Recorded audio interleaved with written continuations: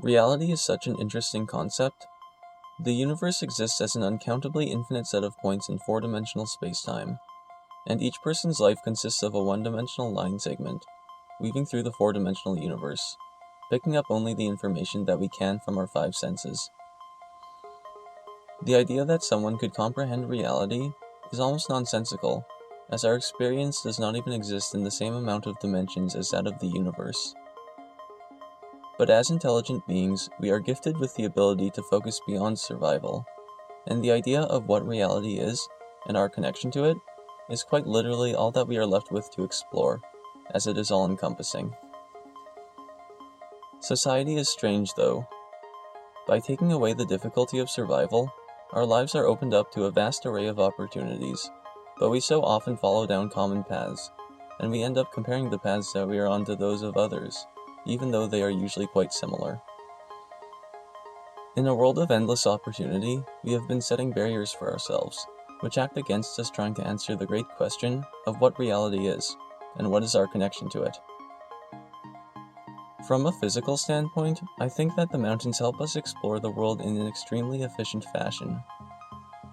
In comparison to the rest of the world, the mountains have a vertical variability, which allows for a huge variety of terrain in relatively small areas. In the Canadian Rockies, we are subject to forests, meadows, canyons, cliffs, rivers, lakes, waterfalls, glaciers, wetlands, and the various wildlife that comes with these features. The exposure to the various terrain present in the mountains can give you a large appreciation for what is out there, in a small amount of time. But the mountains mean more than what they are physically. I believe that trips in the mountains are one of the purest expressions of self. When you get to the mountains, your travel is only inhibited by your own imagination and skill, giving you a meaningful sense of freedom. You can go wherever you want, but your travel can be difficult, so you are forced to make meaningful decisions of where you want to go and how you wish to get there.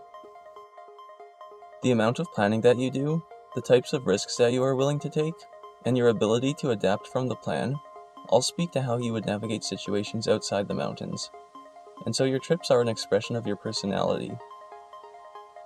No two trips to the mountains will ever be the same, even be it trips with the same route, completed by yourself. The mountains are in a constant state of change, and so are you, and your differences to others are also highlighted in your experiences in the mountains. I think this nicely highlights the relationship between reality and perspective. No matter how many people go out to the mountains on new routes or old routes, nobody will ever completely agree on their experience. Each trip is its own unique entity, and the mountains are only ever understood through the scatter of trips by individuals. But the small portion of the whole of the mountains that we do get to see alludes to an expansive beauty which we can never truly understand.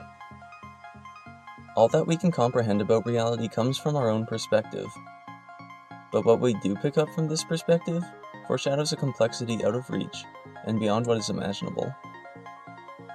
Furthermore, when you embark on a major trip in the mountains, every external connection that you have fades away, as all you can focus on is the beauty of the surrounding area and your plan to survive the next couple seconds to the next couple days.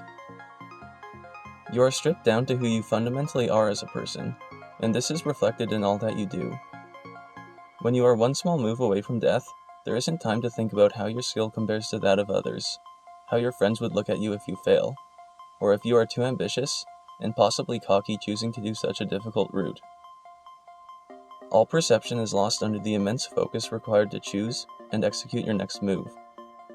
And this provides clarity about who you are as an individual, upon self-reflection after your trips. The realization of your authentic self can be brought back from your trips, and used to live a life that is more free of the external modifications that society would normally make on our lives, via societal norms. And I think that having the mental freedom to act uninhibited by the unnatural boundaries that we have been accustomed to growing up with civilization is what will bring us happiness. This isn't to say that society is the enemy of our happiness, because the ease of survival that it provides allows us to have an enriching intellectual experience. But broadening your perspective to have a better idea of who you are allows you to plot a course through the constructs of society that equates to a life that is significant and meaningful to you specifically. So on the surface, I go to the mountains to explore, to peer into the ever-changing and incomprehensible beauty of reality. But in a deeper sense, I go because at times I will find myself in situations that define who I am at the core, and give me a deeper appreciation and understanding of my nature and my connection to reality. And though we will likely never understand exactly what reality is, I think that we can appreciate the relationship between reality and our own perspective, and the mountains help us to do this.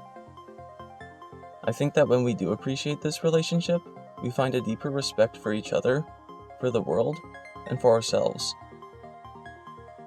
So I close, acknowledging that I can never grasp the extent of reality. I know only my perspective, and in seeking out the truths of the universe, I find beauty in my existence.